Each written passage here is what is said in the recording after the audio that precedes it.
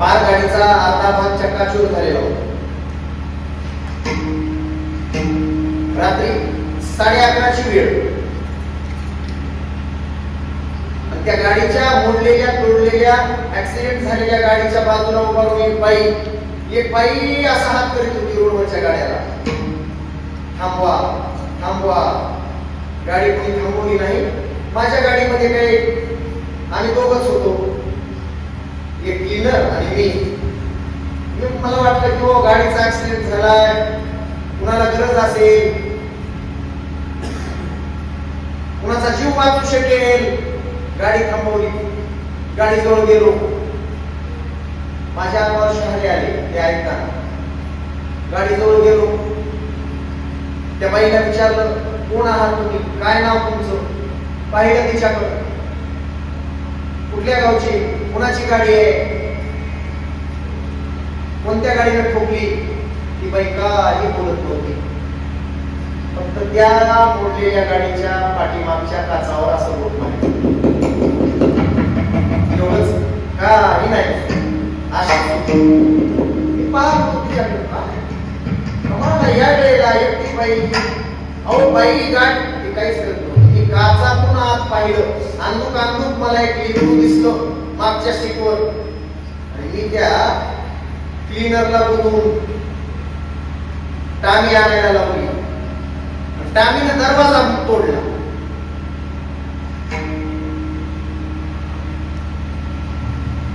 दरवाजा काढल्याबरोबर घशाला कोरड आलेली, डोळे पांढरे करून पडलेले एक लेकरू दिसले.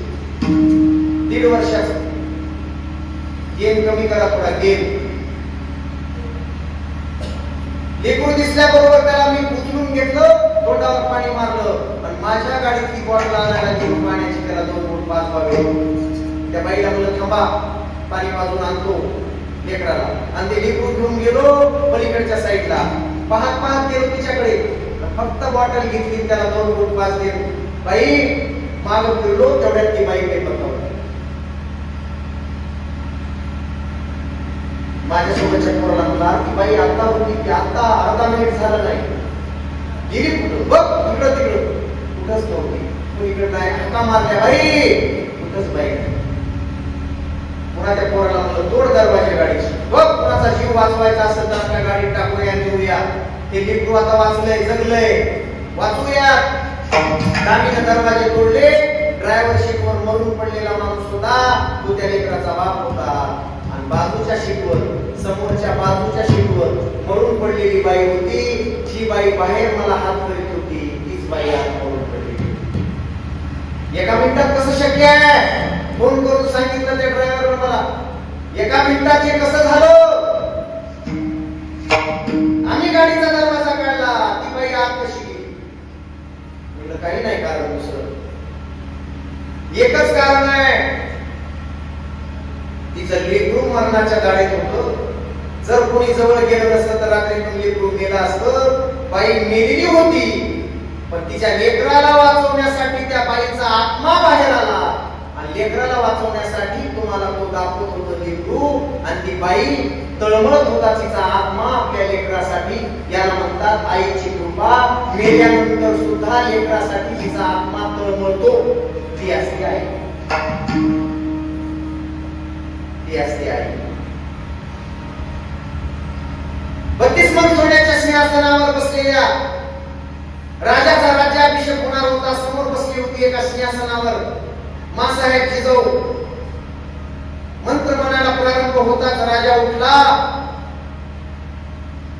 जिजाऊच्या मांडीवर आपलं मस्तक ठेवलं आणि ढसाढसा रडायला लागला. जिजाऊ मासाहेब म्हणतायत, अरे एवढा शूरवीर आहेस तू, राजा होतोयस, राजा रडतोयस कशाला? रडायला काय झालं? तेव्हा तेवढा मोठा राजा सांगतोय, ज्या सिंहासनावर मी बसलो मासाहेब, ज्या सिंहासनावर मी बसलो,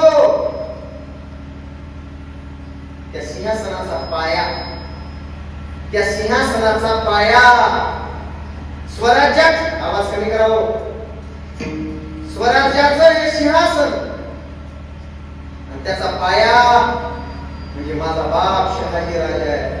माझ्या बापानं मी राजा व्हावं म्हणून 35 वर्ष आदिलशहा आणि निजामशहाच्या दरबारामध्ये मुजरा घातला. मुजरा त्यांच्या सैन्यात राहून इकडे महाराष्ट्र आणि महाराष्ट्राकडचं लक्ष मुघलांचं कमी केलं.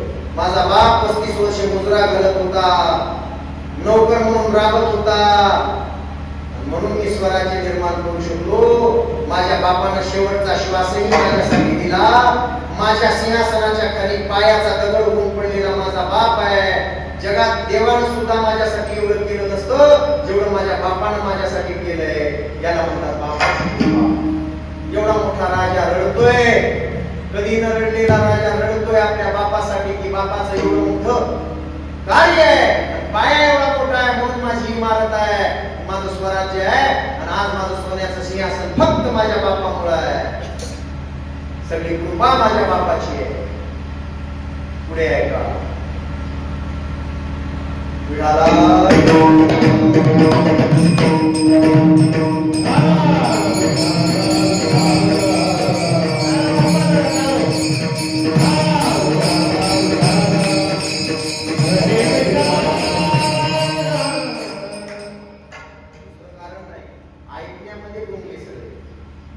मला कळतंय की टाळ सुद्धा विसरले वाजवायचे. मला कळतंय टाळावर लक्ष नाही, ऐकण्यावर लक्ष आहे. 1951 ची परतवारी 51 गडावर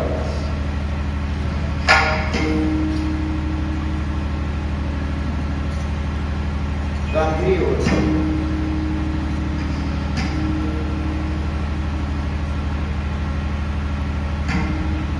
आषाढीची वारी संपून हजारो भाविक भक्त वद्य एकादशीला नारायणगडावर यायचे. 1911 पासून भगवान बाबांना नारायणगडावर उतरण्याचा प्रयत्न काही दुष्ट लोकांनी, दुष्ट मंडळींनी केला. आपण जाणता, पण माणिक बाबांच्या शब्दासाठी, गुरूंच्या शब्दासाठी भगवान बाबांनी आपला प्राण पणाला लावला. एक एक रुपया त्या गडासाठी खर्च केला. बाबांची इच्छा की सगळ्यात मोठा गड व्हावा नारायणगड. गायींची सेवा, आलेल्या भाविकांची सेवा भगवान बाबांनी करावी. लोकांना हे सहन झालं नाही. सगळीकडे कीर्ती व्हायला लागली भगवान बाबांची. गावोगाव जाऊन भगवान बाबा कीर्तन करायचे. सर्वत्र त्या परिसरात नाव घेतलं जाऊ लागलं भगवान बाबांचं. कुत्र्याला गती, माणसाला प्रगती सहन होत नाही, कधीच सहन होत नाही. गोपीनाथ गुरुजी लोकांनी एवढा प्रयत्न केला, रे कुठून आले, कुठल्या डोंगरातला आहे, आणि इथे येऊन सगळे ह्याचाच बोलबाला करतायत, याचीच कीर्ती, याचंच नाव, याला गडावर उतरलं पाहिजे, याला गादीवरून खेचलं पाहिजे. 1918 पासून हळूहळू प्रयत्न चालू आहे.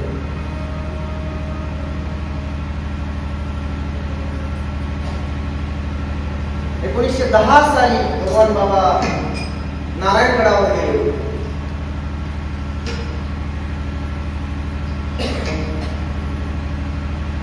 माणिक बाबांनी जाताच सांगितलं,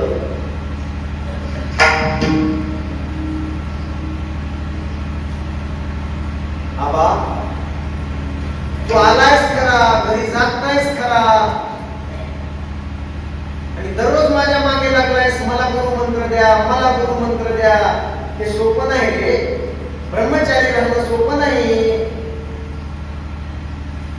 आणि मी गुरुमंत्र असा देत नाही. माणिक बाबा मला काय करावं लागेल? आता मी जास्त खोलात जात नाही.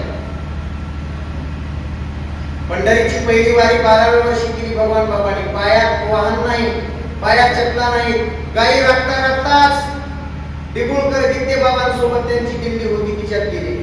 सगळं घर कुणाच्याच गळ्यात माळ नव्हती. भगवान बाबांनी घरापासून सुरुवात केली. घरापासून. दादा 12व्या वर्षी वारीला गेलेली तू. माय रडून परेशान, घरचे लोक रडून परेशान, कोणाला माहित सुद्धा नाही. आणि परत आलं तिकडून असं पारावर बसलो मंदिरावर. कुणीतरी सांगितलं आबा आला, आबा आला. कौतिका माता, तुबाजी पाटील सगळे धावत पळत सगळा वाडा. बाळा चल की घरी. ना आम्हाला न सांगता कसा गेलास तू? कुठं गेला होतास? मी वारीला गेलो होतो पंढरीच्या. बर मग आता चल की घरी. 15 दिवस झाले बाळा तू घरी नाहीस. आमचे रडून रडून हाल झाले. ते 12 वर्षाचं लेकरू, 12.5 वर्षाचं लेकरू म्हणलं मी असा घरी येणार नाही. मग तुम्ही सगळ्यांनी तुळशीच्या माळी गळ्यात घातल्या तरच मी घरी येणार, नाही इथून इकडंच कुठे जाणार. ऐका माता मौल्यानो, मंदिरात स्वतःच्या बापाला, स्वतःच्या भावाला, स्वतःच्या चुलत्याला अख्खं घर मंदिरात बसून तिथंच माळकरी केलं आणि तिथून जगाच्या कल्याणाला सुरुवात केली. याला म्हणते भगवान बाबा.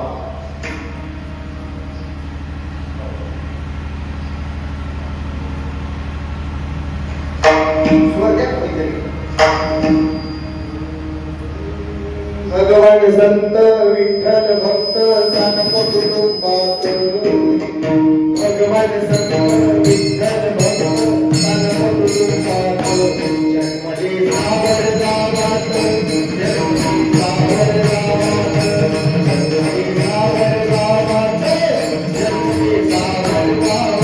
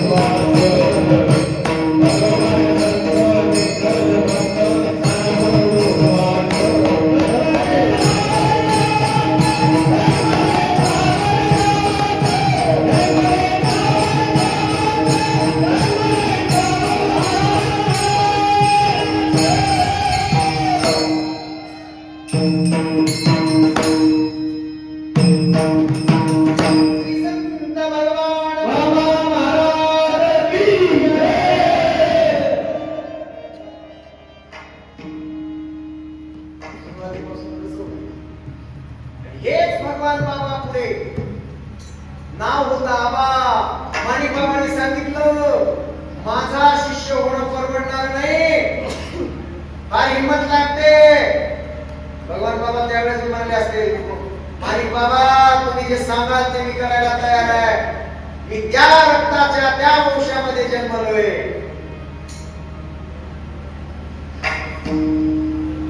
ज्या रक्तामध्ये रक्ताच्या थेंबात संघर्ष आहे. काय करू मी तुमच्यासाठी? बोला. काही माणिक बाबांनी सांगितलं लय ऐकण्यासारखं आहे. माणिक बाबा म्हणले ते बाप शिखर आहे, ते नाथांचं शिखर आहे. आणि त्या 40 फूट उंचीच्या शिखरावर उडी मारावी लागते, तेव्हा मी त्याला शिष्य करून घेत असतो. बाबा माळ जपण्यामध्ये इकडे लक्ष द्या सगळे. हे पुरा कुणीच काय करू नका, पाणी नको, चारा नको, अर्धा घंटा गप बसा जाग्यावर. मला नीट लागेल करू नका माझी. पुन्हा बोलत बसू आपण रात्र. 40 फूट शिखरावर उडी मारावी लागते आणि इकडे माणिक बाबांचा जप चालू आहे. पुढे यज्ञकुंड पेटलेला आहे आणि पोरग उठलं हळूहळू डोळे लावून जप चालू आहे मुलींचा. गेलं त्या मंदिरावर चढलं आणि मंदिरावर 40 फूट वर उंचीवर गेलं आणि तिथून हाक मारली, माणिक बाबा मला तुमच्यासारखा साधू व्हायचंय. लक्कन केलं हृदयावर. माणिक बाबा उठले पळायला लागले. तेवढ्यात उडी मारली, बाबा मला शिष्य व्हायचंय. उडी मारली दणकन. माणिक बाबांना डोळे बंद केले. काय केलं रे मी एक खोटं बोललो पोराला. 40 फुटावर उडी मारायची सांगितलं, काय पोरग जिद्दी आहे. डोळेच बंद केले महाराज. थोड्या वेळाने डोळे उघडले. उठून उभारले पोरग. आता मला मंत्र देणार का नाही, आता मला शिष्य करून घेणार का नाही, आता मला तुमच्यासारखे कुंडल घालायला लावणार का नाही, बोला की बाबा. अशी कडकडून मिठी मारली माणिक बाबा. गुरुनी कडकडून मिठी मारली. तू आबा नाहीस रे, तू सामान्य नाहीस, तू साक्षात भगवंताचा अवतार आहे. साक्षात भगवंताचा अवतार आहे. साधू तर साधू आहेस पण भगवंत आहेस तू. आज कळलं मला तुझं महात्म्य. कडकडून मिठी मारून त्या दिवसापासून सगळं भगवान बाबांच्या हवाली केला गेलं. लोकांना मोठा काळवीर त्याची फार कीर्ती झाली. तलवारधारी माणसं पाठवली. जो भी माणूस येईल तिथं तो माणूस भगवान बाबांचा चेहरा पाहिल्याबरोबर, अरे मूर्तीतला चेहरा पाहिला तर प्रसन्न वाटायला तुमच्या मूर्तीतला इथल्या बाबा कसे असते. तो चेहरा पाहिल्याबरोबर कसला बी माणूस गार व्हायचा. काही चाललं नाही. गुढी अडवली, गंगा नावाची गुढी 10 वेळा अडवली. गटण्या नावाचा घोडा कितीतरी वेळा अडवला. मारण्याचा प्रयत्न केला भगवान बाबांना. कुठंच काही चालत नाही. क्रांतिसिंह नाना पाटील महाराष्ट्रातलं फार मोठं नाव. प्रति सरकार नाना पाटलाकडे गेले. हे दुष्ट लोक. भगवान बुवा देशाच्या विरोधात काम करतोय गडावरून. देशाच्या विरोधात काम करणाऱ्याला गडावर सांभाळतोय, त्यांना अन्न पाणी देतोय. नाना सरकार आपण त्यांच्याकडे बघा. पत्री सरकार म्हणजे नाना क्रांतिसिंह नाना पाटील.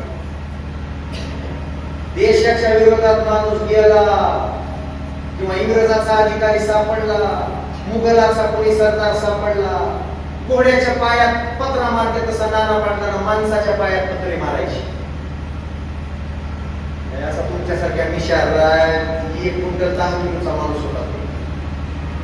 रस्त्याने निघाला. ऐकले का नाही नाना पाटलाला? ऐकले का कधी? तुम्हाला अजून काही चरित्र माहितच नाही वाटत. ऐका बंडोपंत महाराज धामणे नाव टाका युट्यूबला. 7 दिवसाचं चरित्र मिळते भगवान बाबांचं. टाकीच जा, ऐकत जा. स्वाभिमान आपला. क्रांतिसिंह नाना पाटील मिशीवरून हात फिरला. म्हणजे कोण भगवान बाबा? निघाले पुण्यात. असा दरारा होता महाराज त्या पाटलांचा. त्याला म्हणा पाटील. ते रस्त्याने निघाली की माणसं 20-20 फूट रस्त्यात थांबत नव्हते. तोंड लपवायचे असे. समोर येत नव्हते. ते पुण्यावरून निघाली. तिथं शेठ पिंपळगाव आहे. त्या पिंपळगावचं तिथं बोलत बोलत माणसं म्हणले, एक कपडे शिवणारा शिंपी दादा होता, जरा आगाव होत. ते चर्चा, अरे क्रांतिसिंह नाना पाटील बीडला चालले तिथं आणि इथून चालले सरकार. अरे बाबा बाजूला आता यायले. शिंपी म्हणला, कोण नाना पाटील? काय करते नाना पाटील? हे तुमच्यासारखं होत असं पीडी मास्तर सारखं आपल्या. ते म्हणला तुला 5,000 रुपये देतो, तू नाना पाटलाच्या पुढे जाऊन टाक. ते म्हणला आण 5,000 रुपये. ठेवले म्हणला तिरायका जवळ. दादा तिरायका जवळ ठेवले. काय करत का? तिरायका जवळ ठेवले. जा नाना पाटलाच्या समोर. ते म्हणला हरकत नाही. कधी येणार आहे? 1 तासात. ते उठलं, रस्त्याच्या जवळ उभारलं. नाना पाटील आले की गेलं वाचलं. ते 6-6.5 फुटाचे, हे 4.5-5 फुटाचा गडी त्यांच्या समोर जाऊन असा उभा राहिला. लटलट कापायला लागला. सगळा नाना पाटील आले.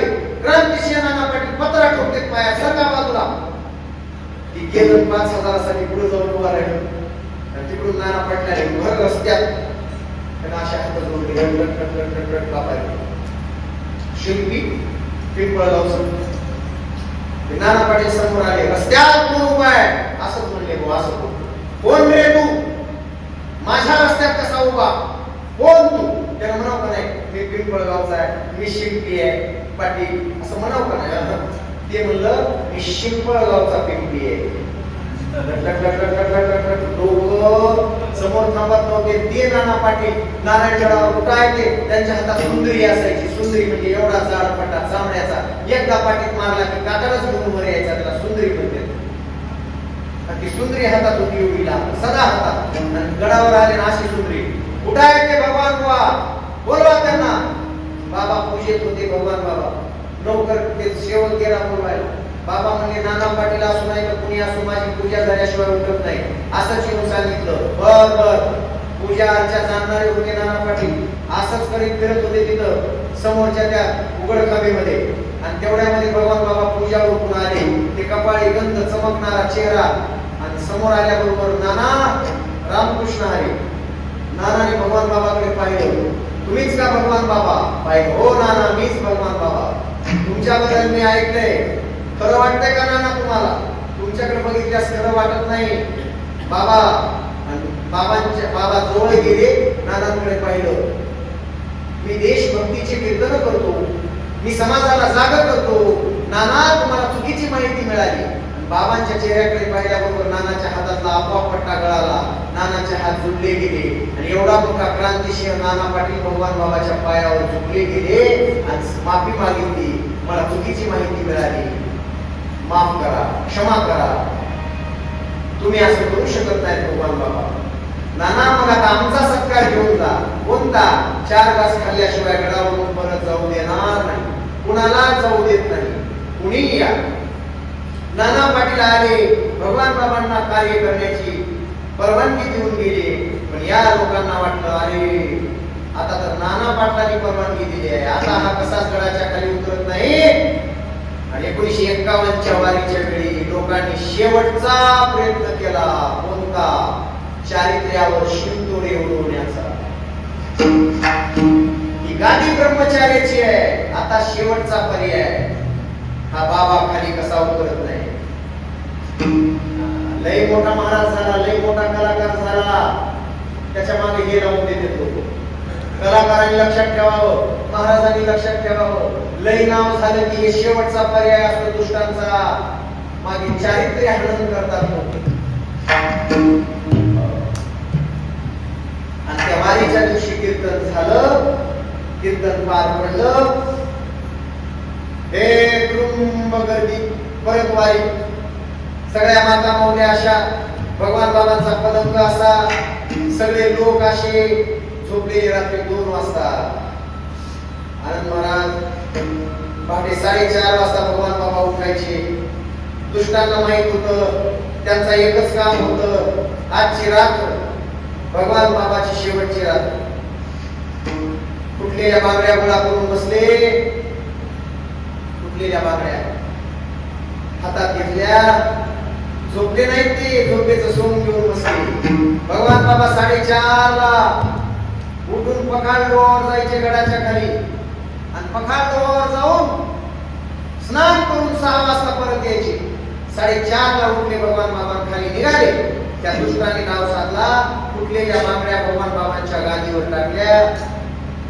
मुक्ताबाई काळे नावाची मावशी भगवान बाबाला बहिणीसारखं सांभाळायची. आणि तिची चोळी तिच्या पिशवीतली काढली, गादीवर टाकली, पांघरून टाकलं आणि सगळ्या लोकांना उठवलं. बघा ज्याला तुम्ही ब्रह्मचारी म्हणता, ज्याला तुम्ही साधू म्हणता, बघा हा व्याभिचारी आहे. अरे गादी वाटवली. अरे हा कसला ब्रह्मचारी. सगळ्या लोकांना पांघरून काढलं, दाखविलं. त्याच्या गादीवर बांगड्या असतात कुठलेल्या. हा काय धंदे करतो? गड पाठवला, गादी पाठवली, हकला याला. लोकांचं काय असतं? आंधळ्याची वारातून बाहेरच्या घरात. गावात एका बाईने म्हणावं माय माय माय माय माय माय तिचं असं झालं म्हणून सगळा गावच म्हणायला लागला. असेच लोक पहिल्यापासून असेच. आता येईल तेव्हा करू. आंधळ्याची वरात बाहेरच्या घरात, मुक्याचं भांडण येण्याच्या दारात. अशी लोक असतात. लोक म्हणले माय बाय माय आम्ही तर ब्रह्मचारी महाराज, माय माय हे काय झालं. कसली गादी माणिक बाबाची हे लोक सगळे भगवान बाबा खानवर आले आल्याबरोबर लोकांनी आढळलं तुम्हाला आता गादीवर बसण्याचा अधिकार नाही वा तुम्ही व्यभिचारी आहात भगवान बाबा म्हणले माझ्या आईच्या शरीराचा स्पर्श झालाय त्या जगातल्या सगळ्या माझ्या माता भगिनी आहेत विश्वास ठेवा नाही तुम्ही असे धंदे करता बघा तुमच्या गादीवर चोळी मागणी शक्य आहे आताच्या आता खाली वाहन तर जगाला उडून सांगू महाराष्ट्राला उडून सांगू आताच्या आता चालते गडावरून कानात टाकलेलं तेल पडावं असं झालं चक्कर आली एवढ्या मोठ्या महात्म्याला खाली पडले त्या लालाने उठवलं तोंडावर पाणी मारलं बाबा हे लोक पूर्वीपासून तुमच्या मागे लागले अरे पण का देवा तुझा माझा देवा कार्य वैराकार दुःखाचे डोंगर दाखविशी काय चुकलंय माझं 37 वर्षापूर्वी मी घर सोडलं घरावर तुळशी पात्र ठेवलं या समाजासाठी त्या घराला मोठं करण्यासाठी आणि आगळ एवढा मोठा केला राबलो सगळ्यांची सेवा केली माझ्या गुरूंचा शब्द पाळला माझं काय चुकलंय ते लोक का माझ्या मागे लागले आता पुढे जाऊ किती सहन करणार आता बस आणि खांद्यावर रुमाल टाकून भगवान बाबा खाली निघाले पण जाता जाता विचार आला उद्या लोक म्हणतील की एक भगवान बाबा होता भगवान बुवा होता आणि त्यानं ब्रह्मचार्याच्या गादीवर असा असा विचार केला माझ्या तोंडाला काळ लावतील काळ पुसल्याशिवाय भगवान बुवा कुठेही जाणार नाही खाली उतरता कारभारी पाटील होते त्यांच्याकडून आणखी सुपारी घेतली तोंड कसतरी पडले रे जागरणानं आणि बाबा त्या पकांडोळाच्या बाजूला जाऊन बसले विचार करताय डोळ्यातून अश्रू गळताय काय चुकले देवा माझं काय छळ करत असतील लोक माझं अख्खं जीवन मी या समाजाला लावलं माझं काय चुकलंय सांग हे का पदरात टाकलंस माझ्या पाप देवा तुझं सुद्धा आता ऐकणार नाही माझ्यावरचा कलंक मी घेऊन जाणार नाही तर पुसून टाकणार झटकन उठले एका झटक्यामध्ये त्या शेतारीच्या बेटात बसले बाबा उठून उभे राहिले आणि एका झटक्यात आडकिता काढला आणि एका झटक्यात स्वतःच लिंग स्वतःच्या देहापासून कापून बाजूला फेकून दिलं हे दिव्य करणारा महाराष्ट्रातला पहिला साधू भगवान बाबा पहिला साधू एवढं मोठं दिव्य आणि करंजळी कापली तर किती वेदना होता साधं दसकट लागलं किती वेदना होता स्वतःच लिंग ज्यामुळे लोक मला बोलले ज्यामुळे माझ्या चारित्र्यावर शिंतोडे उडवले ज्यामुळे लोक मला व्यभिचारी म्हणतात तेच जर पुसून टाकलं तर काय लोक मला कलंक लावतील कुणाची हिंमत आहे स्वतःच लिंग फेकून टाकल्याबरोबर रक्ताच्या थरवळ्या भगवान बाबा झाले देहातून रक्ताच्या चिरकांड्या उडाल्या अख्खं शरीर रक्तानं लाल झालं आणि रक्त असं उडालं जिथं जिथं रक्ताचे थेंब पडले तुळशी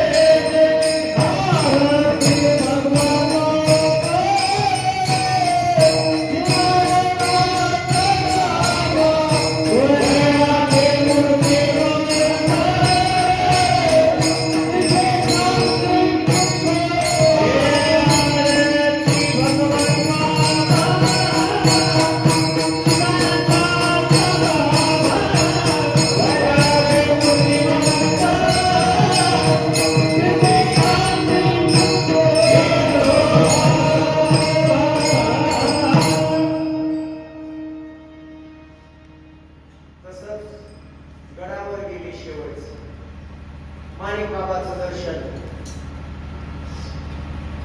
तिथे गेल्यानंतर आणि चक्कर येऊन पडले रक्तस्राव झाला होता बाबांना मग लालानी नाथाने उचललं, बीडच्या दवाखान्यात नेलं, तिथून नगरच्या दवाखान्यात नेलं. आणि भगवान बाबांनी सांगितलं, माझ्यावरचा कलंक पुसला. सगळे लोक हळहळायला लागले. अरे खरा साधू, त्यानं स्वतःच लिंग स्वतःच्या देहापासून वेगळं केलं, याला म्हणतात साधू. सगळीकडे एकच चर्चा. भगवान बाबाला आणायला दवाखान्यात लोक गेले. भगवान बाबा म्हणले, आता नाही. फार सहन केलं, तुमच्यासाठी आयुष्य घालताना खूप सहन केलं, मला माझं होऊ द्या. मी आता नीट हिमालयात चालू. आळंदी मार्गी मनमाड ही बातमी कळली बाजीराव पाटलांच्या आईला. बारावाड्याचे पाटील बाजीराव पाटील आणि त्यांची आई बनूबाई, बनूमाय.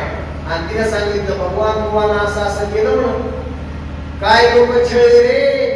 अरे या दर्याखोऱ्यात जनावरासारखे जगणारे लोक भगवान बाबांनी शिक्षणाला लावले. त्या लोकांना आपले आहेत का?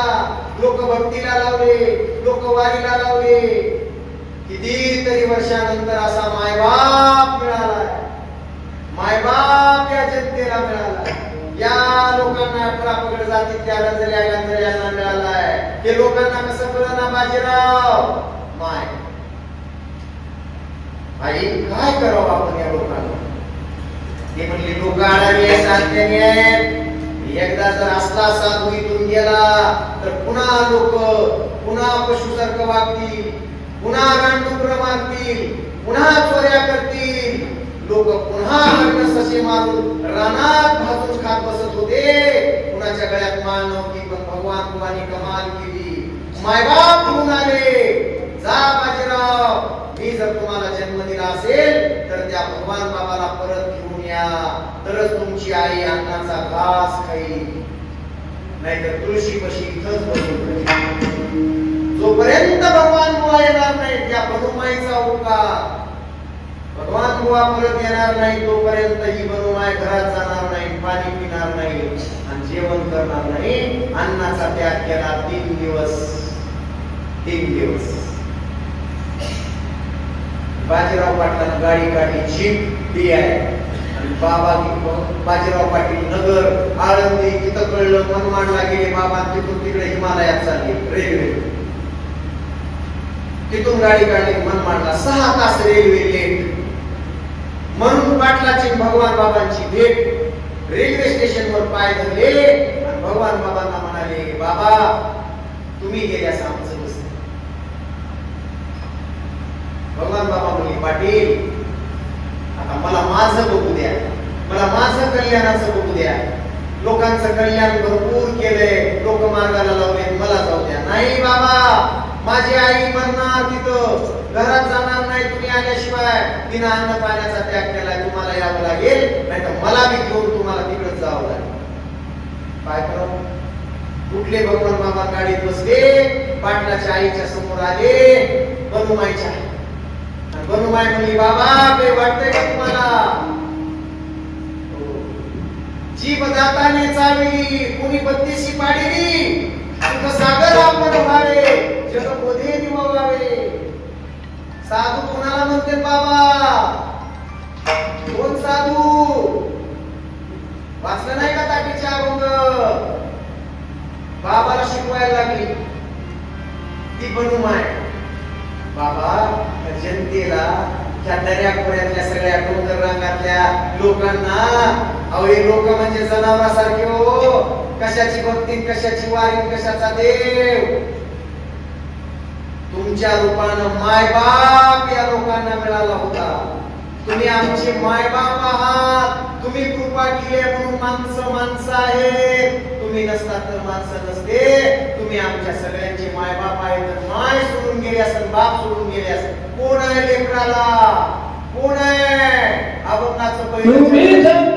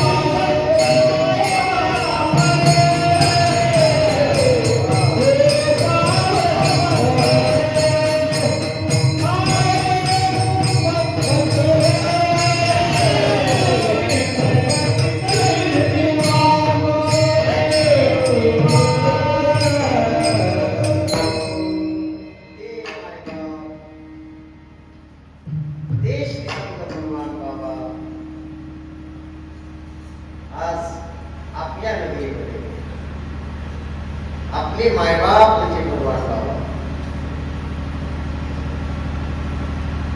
पुन्हा भगवान बाबांना बाजीराव पाटलांनी जे जनार्दन स्वामी सांगून गेले होते की इथं येऊन या धौम्य ऋषीच्या गडावर, या डोंगरावर कुठला तरी महात्मा येऊन या गडाचा फार मोठा विकास करील. जनार्दन स्वामी, एकनाथ महाराजांचा काळ. आणि ती घटना आज घडली तेव्हा 1951 ला. आणि बाबांना आत्ताचा भगवानगड आहे तिथलं 12 एकर जमीन, तिथं कोणी जात नव्हतं दिवसा सुद्धा. फक्त चोर राहायचे, चोर, डाकू आणि चोर अट्टल रात्रीच्या वेळेला त्या गडावर जिथं आज भगवानगड आहे. तो गड दिला, देऊन टाकला. आणि भगवान बाबांचं पुढचं कार्य सुरू झालं. मायबाप म्हणून भगवान बाबा गावोगाव फिरत होते, लोकांची मायबाप म्हणून. खरं सांगू, जर भगवान बाबा नसते, भगवान बाबा झाले नसते, तर मला वाटतंय की 18 पगड ऊस तोडणाऱ्या, दऱ्या डोंगऱ्यात पडलेल्या त्या कंदारकडे जाग्यात आहे. तुम्ही जरा बरे खाली कंदारकडे गेला की ते बघा लोक. आता मी कंदारच्या काही भागामध्ये असे लोक आहेत अजून दऱ्या खोऱ्यामध्ये अजूनही गरिबी दिवस काढतायत. आणि असल्या दऱ्या खोऱ्यामध्ये जाऊन भगवान बाबांनी क्रांती केली. कशाची? शिक्षणाची. लोक पोटाला चिमटा घ्या, भगवंताचं नाम स्मरण करा, एक वेळची भाकर कमी खा. शिक्षणाशिवाय माणसाचं मस्तक सुधरत नाही. वाटेल तेवढा खर्च होऊ द्या, पण आपल्या लेकरांना चांगलं शिक्षण द्या, तरच तुमचा उद्धार, तरच तुम्ही या उच्च लोकांच्या बरोबरीत येऊ शकता. एकमेकातले वाद टाळा, एकमेकातले भांडण तंटे मिटवा. सगळ्या जातीपातींना एकत्र घेऊन नाता. समाजातल्या बापदाद्यापासून ऊस तोडणाऱ्या पिढ्याच्या पिढ्या मातीत गेल्या माणसं एक बोलत होते ती कीर्तनातून, प्रवचनातून. माझी विनंती आहे, ज्याच्या पोराला भाकर खायला मिळत नाही त्याला माझ्या हातात द्या. लोकांनी मला दिलेलं दान आणि त्याच्यातून 3 वसतिगृह मी सुरू केले. गडावर शाळा, खरवंडीला शाळा, औरंगाबादला शाळा, म्हणजे छत्रपती संभाजीनगरला आताच्या. असा संत महात्मा दाखवा. गोरगरिबांच्या लेकराला, अनाथ लेकराला, लई गरिबीत पडलेल्या लेकराला उचलून गेलं आणि तिथल्या वसतिगृहात ठेवलं, शिकविलं. तेच लेकर मोठे अधिकारी झाले. मग त्या लेकरांनी काय म्हणावं? अरे आम्ही जर तिथंच असतो तर ऊसच तोडला असता. आम्ही जर तिथंच असतो, भगवान बाबा मिळाले नसते तर आम्ही अधिकारी झालो नसतो. आमचे खरे मायबाप भगवान बाबा आहे. एवढा मोठा नेता आहे महाराष्ट्रामध्ये. 18 पगड जातीतल्या लोकांचं काम करणारा मी थकणार नाही, मी रुकणार नाही, मी घेतला वसा टाकणार नाही. गोरगरिबांचं कार्य करताना मी कधी कुठल्या राजकारण्यापुढे झुकणार नाही. मुळेल पण वागणार नाही. ज्यांचा कोणी वाली नाही, ज्यांचा कोणी वाणी नाही, त्यांचा आवाज गोपीनाथ मुंडे. कोण गोपीनाथ मुंडे? हा गोपीनाथ मुंडे कोण सांगू का? कोण? भल्या माणसांना सांगतो कोण. देशाच्या पंतप्रधानाचे फोटो मंदिरात नाही. तुमच्या गावच्या मंदिरात दिसला नाही मला. देशाच्या राष्ट्रपतीचे फोटो मंदिरात नाही. माझ्या बरोबर चला, हजारो गावच्या मंदिरामध्ये, हजारो या महाराष्ट्रातल्या 1000च्या वर गावच्या मंदिरात देवाच्या बरोबरीने ज्या नेत्याचे फोटो आहेत मंदिरात. अरे एकच नेता इथे जन्मला, एकच नेता इथे जन्मला, महाराष्ट्राच्या भूमीवर. एकच नेता इथे जन्मला, महाराष्ट्राच्या भूमीवर.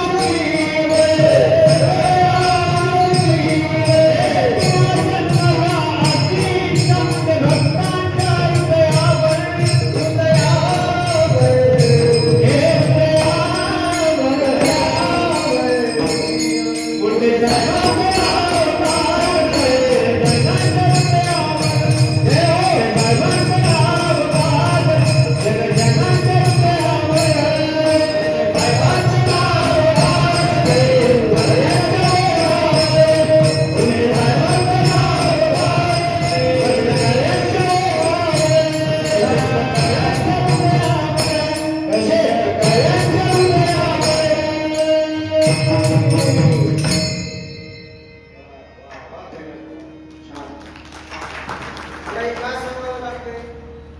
ते मुंडे साहेब, मी अभंगाच्या बाहेर नसतो. ते मुंडे साहेब, कुठलंही चांगलं काम करायचं असेल, कधीही कुठली निवडणूक लढायची असेल, कुठलं मोठं काम करायचं असेल, तर आधी गडावर जाऊन म्हणायचे, भगवान बाबा माझं सर्वस्व आहे, भगवान बाबाच माझे मायबाप आहे. या गडावरून मला दिल्ली दिसते, या गडावरून मला आता मुंबई दिसते, या गडावरून मला पंकजा दिसते. माझं सर्वस्व माझे भगवान बाबा, माझे मायबाप, माझे भाऊ, माझं सर्वस्व फक्त भगवान बाबा आहे. सांगू आता पुढे आहे का? एवढ्या मोठ्या माणसानं मायबाप म्हणावं भगवान बाबाला. 57 वर्ष भगवान बाबांनी फार सहन केलं आणि सगळ्या समाजाचं कल्याण केलं. ते भगवान बाबा भगवंताच्या पुढे उभारून म्हणाले, काय म्हणाले होते माहित आहे?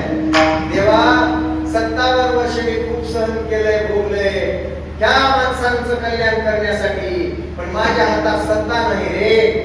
57 वर्षाची माझी सेवा घे, मी केलेलं भजन कीर्तन घे, माझी पुण्याई घे, पण या दर्यापर्यंत लोकांना मोठं करणारा एखादा माणूस राजकारणात दे. भगवान बाबांनी केलेल्या सेवेचं फळ म्हणजे मुंडे साहेब, दुसरं काय? हे वाय नाही, कळलं नाही, अरे वाय नाही, कळलं नाही, जगात नाही, कळलं नाही, त्यांच्या कार्याचा काय? अरे जगात नाही, काम नाही, जगात नाही, काम नाही, जगात नाही,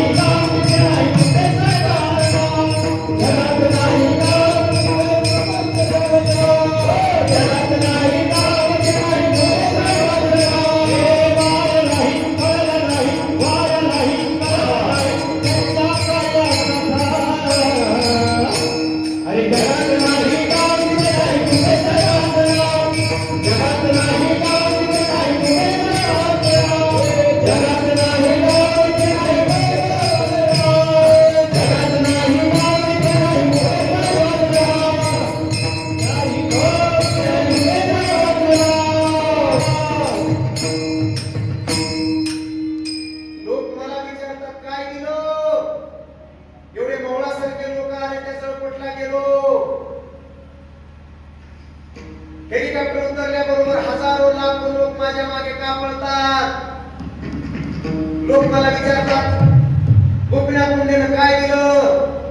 माझ्या माय बापाची, भगवान बाबाची कृपा आहे. आणि भगवान बाबांना सांगितलं की 18 पगड जातीतल्या कुठल्या बिरजल्या गाजल्या लोकांचं कल्याण करायचंय तुला. मी या लोकांना, दर्यापर्यंत पडलेल्या लोकांना मी दुसरं काय देऊ? यांना जगण्याचा स्वाभिमान दिला आणि त्या स्वाभिमानासाठी मी जगतो, या लोकांच्या स्वाभिमानासाठी मी जगतो. मला एवढंच सांगायचंय, जे मुंडे साहेब 18 पगड जातीतल्या लोकांच्या हृदयात आहेत, मंदिरात आहेत, दैवत समजतात लोक ज्यांना, ते मुंडे साहेब सुद्धा म्हणायचे भगवान बाबा माझे मायबाप आहेत. काढा मागचे व्हिडिओ बघा, बघा तरुणांनो, व्हिडिओ काढा, मुंडे साहेबांचे भाषण बघा. भगवान बाबा माझे मायबाप आहे. मी जो निर्णय घ्यायचा आहे तो इथूनच घेतो माझ्या मायबापापासून. तुम्ही संत मायबाप कृपा त्यांची कायमी पतीत कीर्तिवान. हे अवतार तुमा हृदय परवा, अवतार तुमा हृदय परवा,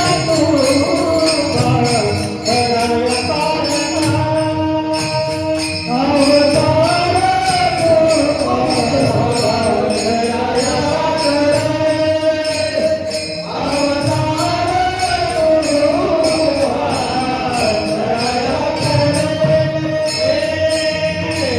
तुमा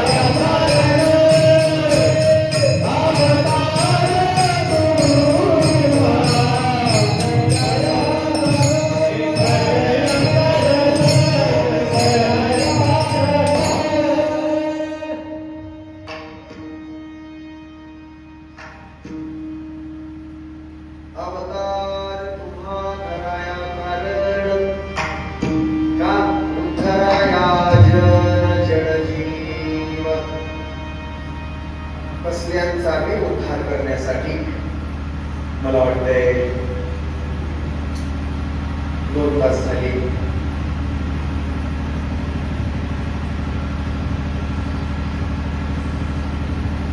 अशाही वातावरणात आपण सर्वजण बाबांसाठी इथे उपस्थित आहात. 2-3 मिनिटांमध्ये मला थांबायचे. दिवसभर आपण सगळेजण कष्टला एवढ्या पंक्ती उठवल्या, महाअन्नदान केलं. महान आहात आपण सगळे गावकरी. अवतार तुम्हा धराया कारण उद्धराया जन. 22 वर्षाची पूर्वी भगवान बाबाच्या चरित्रातलं मला सगळ्यात आवडलेला दृष्टांत आणि उदाहरण. 22 वर्षाची पूर्वी तिला सगळं गाव, सगळा परिसर वेडी भामा म्हणायचं. ज्ञानोबारायने रेड्याचा उद्धार केला आणि रेड्याला देव करून बसवलं. 22 वर्षाची पूर्वी अचानक ताप आला. छत्रपती संभाजीनगरच्या दवाखान्यात नेलं. डॉक्टरांनी सांगितलं ताप मेंदूत गेला. तिच्या डोक्यावर परिणाम झाला. आता विलास काही नाही. कुठे नेलं तरी विलास होऊ शकत नाही. मग आता मायबाप रडायला लागले, पोरगी अंगावरचे कपडे फाडायला लागली, वेळ लागलं, मोठ्यानं चिरकायला लागली, ओरडायला लागली. तिचं नाव वेडी भामा.